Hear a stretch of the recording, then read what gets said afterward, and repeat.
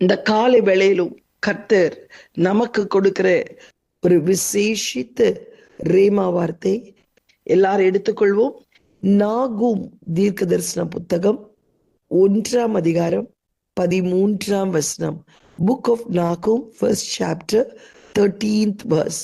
இப்போதும் நான் உன் மேல் இருக்கிற அவன் நுகத்தை முறித்து உன் கட்டுகளை அறுப்பேன். கர்த்தருக்கு ஸ்தோத்திரம் உண்டாவதாக.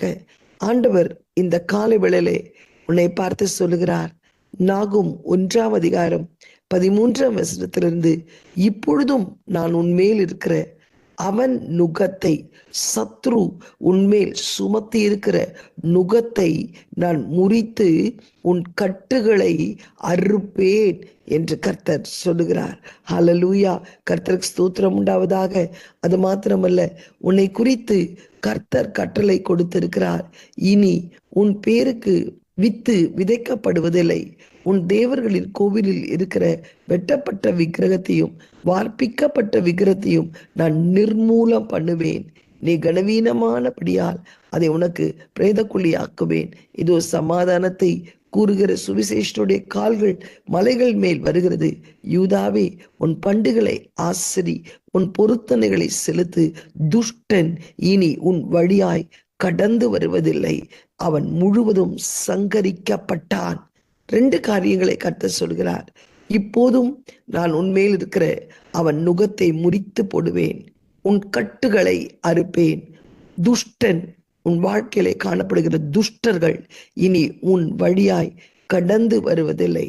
அவன் முழுவதும் சங்கரிக்கப்பட்டான். எனக்கு பிரியமானவர்களே, இந்த காலவேளையிலே உன் மேலே ஒரு நுகம் வைக்கப்பட்டிருக்கிறது, ஒரு கட்டு காணப்படுகிறது. ஆண்டவர் சொல்றார், அந்த நுகத்தை நான் முறித்து அந்த கட்டை அறுப்பேன். துஷ்டன் இனி உன் வாழ்க்கையிலே கடந்து வருவதில்லை. அவன் முற்றிலும் சங்கரிக்கப்பட்டான். ஒரு விதமான சத்ரு உன்னை அலக்கடித்து கொண்டிருக்கிறது. ஆதலால் தான் அந்த நுகம், அந்த சத்ரு ஒரு நுகத்தை உன்மீது வைத்திருக்கிறான். நுகம் வேற, கட்டு வேற. நுகம் என்றால் கர்த்தருக்கு ஸ்தோத்திரம், நம் மேல் காணப்படுகிற ஒரு பாரம். அந்த மாடு உழுவதற்கு நுகத்தை தான் அதன் மேல் வைப்பார்கள். அது அவ்வளவு பாரமா இருக்கும். அதிலே தான் அந்த மாடு அது நிலத்தை உழும். இந்த காலை வேளையில கூட ஒரு விதமான நுகம் உன் மீது வைக்கப்பட்டிருக்கிறது. கடற்பிரச்சனை என்ற நுகம், குடும்பத்திலே சமாதானம் இல்லாத ஒரு நுகம், கோபம் என்ற நுகம், எரிச்சல் என்ற நுகம், வைராக்கியம் என்ற நுகம், பொறாமை என்ற நுகம். இன்னைக்கு உன்னை அறியாமலே சத்ரு இந்த நுகத்தை உன்மேல் வைக்கிறான். நீ நல்லா இருக்கணும்னு நினைக்கிறீங்க, ஆனா சமாதானமா இருக்கணும்னு நினைக்கிறீங்க, சந்தோஷமா இருக்கணும்னு நினைக்கிறீங்க, ஆனா உங்களால இருக்க முடியல. ஏன்னா பிசாசு உங்க மேல ஒரு நுகத்தை வச்சுட்டான். கோபம், அப்படியே எரிச்சல், கசப்பு, வைராக்கியம், கடன் பிரச்சனை, வியாதி, பலவீனம், இதெல்லாம் ஒரு நுகம். இதை தூக்கி உங்க மேல வச்சுட்டு நீங்க நிமிர முடியாதபடி, நீங்க சமாதானமா இருக்க முடியாதபடி, நீங்க பலனா இருக்க முடியாதபடி உன்னை அவன் அலக்கழித்து கொண்டிருக்கிறான். உன் குடும்பத்தில் அது நிமித்தம் எந்த காரியத்தையும் உன்னால் விடுதலையோடு செய்ய முடியல, சமாதானத்தோடு இருக்க முடியல. ஆனா இன்னைக்கு கர்த்தர் சொல்றாரு, அந்த நுகத்தை முற்றிலும் நான் அறுப்பேன். கர்த்தருக்கு ஸ்தோத்திரம் உண்டாவதாக. அடுத்தது கட்டு. கட்டு என்றால் என்ன? சில கட்டுல போய் நம்ம மாட்டிப்போம். பில்லி சூனிய கட்டுகள், இருள் என்ற கட்டுகள், இச்சை என்ற கட்டுகள். இன்னைக்கு பார்த்தீங்கன்னா டிவியில இந்த கேம்ஸ்ல எத்தனை வாலிப பிள்ளைகள் அந்த கட்டுல சிக்கி இருக்கிறாங்க. கர்த்தருக்கு ஸ்தோத்திரம். கேம்ஸ் கேம்ஸ் கேம்ஸ் என்று இன்னைக்கு சும்மா போர் அடிக்குதுன்னு செல்போனை அப்படியே ஸ்க்ரால் பண்ணும்போது எத்தனையோ படங்களை பார்த்து அந்த கட்டு அவங்களுக்குள்ளே இருக்கிறது. இன்னைக்கு ஆண்டவர் சொல்றாரு, அந்த நுகத்தை, உன்னை அலக்கழித்து கொண்டிருக்கிற நுகம், உன்னை நிமிர முடியாதபடி இருக்கிற நுகம், உன்னை சமாதானமா இருக்க முடியாத நுகம், விடுதலையோடு இல்ல முடியாத நுகத்தை நான் இன்றைக்கு முறித்து போடுவேன். உனக்குள்ள இருக்கிற அந்த கட்டுகளை அறுப்பேன். கர்த்தருக்கு ஸ்தோத்திரம். அன்றைக்கு அப்போஸ்தலர் நடவடிக்கைகள் 16:25 பார்க்கும்போது பவுல், சீலா கட்டப்பட்ட நிலைமையிலே காணப்பட்டார்கள். ஒரு நுகம் அவர்கள் மீது சுமத்தப்பட்டது. கர்த்தருக்கு தொழு மரத்திலே அவள் தொங்கிக் கொண்டிருந்தார்கள். ஆனால் தேவனை துதிக்க துதிக்க துதிக்க, கர்த்தருக்கு ஸ்தோத்திரம், ஜெபிக்க ஜெபிக்க ஜெபிக்க அந்த நுகத்தை கர்த்தர் முறித்தார். அந்த கட்டை கர்த்தர் அறுத்தார். கர்த்தருக்கு ஸ்தோத்திரம். அவர்கள் விடுதலையோடு அந்த சிறையிலிருந்து வரும்படி கர்த்தர் கிருபை செய்தார். துஷ்டன் அவர்களுடைய வாழ்க்கையிலே இனி கடந்து வருவதில்லை. அவர்கள் முழுவதும் சங்கரிக்கப்பட்டார்கள். முழுவதும் அவர்கள் விடுதலையாக்கப்பட்டார்கள். இந்த கால வேளையிலே கூட எப்படிப்பட்ட நுகம், எப்படிப்பட்ட கட்டு உன் வாழ்க்கையிலே காணப்பட்டாலும், இந்த எவ்வளவு நிமிரக்கூடாத ஒரு கூனியை பார்த்து கர்த்தர் சொன்னார், ஸ்திரியே, உன் பலவீனத்திலிருந்து நீ விடுதலையாக்கப்பட்டாய். அந்த நுகம் முறிந்தது, அந்த கட்டு அருந்தது.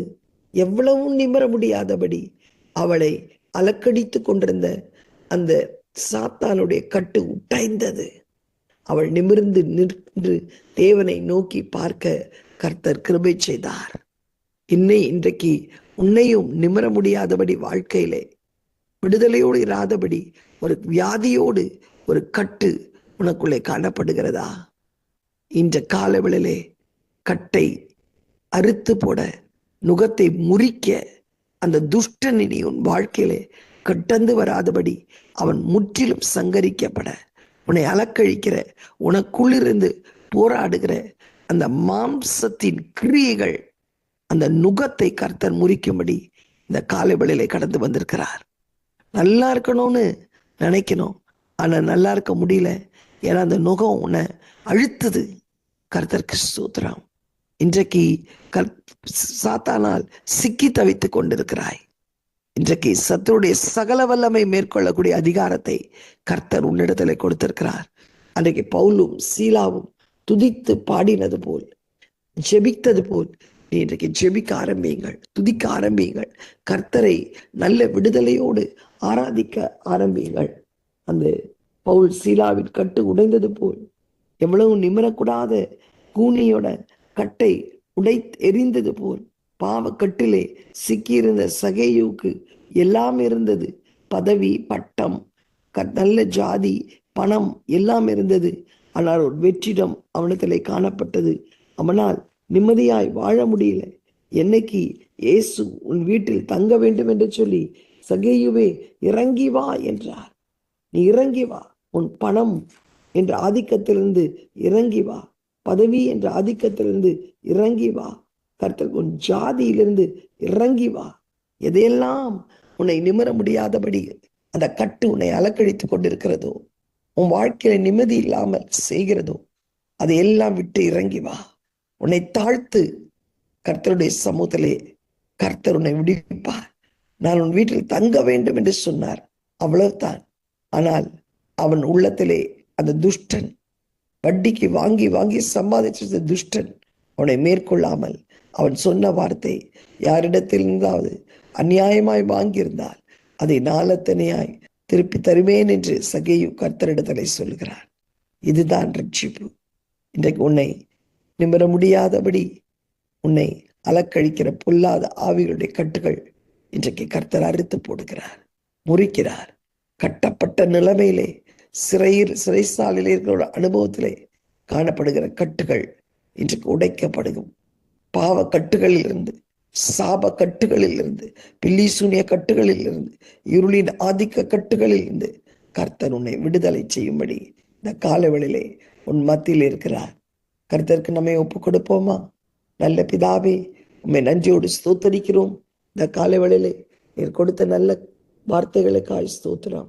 இதோ உன் நுகத்தை முறிப்பேன், உன் கட்டுகளை அறுப்பேன். இனி துஷ்டன் உன் வாழ்க்கையிலே கடந்து வருவதில்லை, அவன் முற்றிலும் சங்கரிக்கப்பட்டான் என்று சொன்னீரே அப்பா. எப்படிப்பட்ட துஷ்டன் கையிலே சிக்கி நாங்கள் தவித்துக் கொண்டிருந்தாலும் அந்த நுகம் இன்றைக்கு முறிக்கப்பட்டதப்பா. அந்த கட்டு அருந்தது ஆண்டவரே.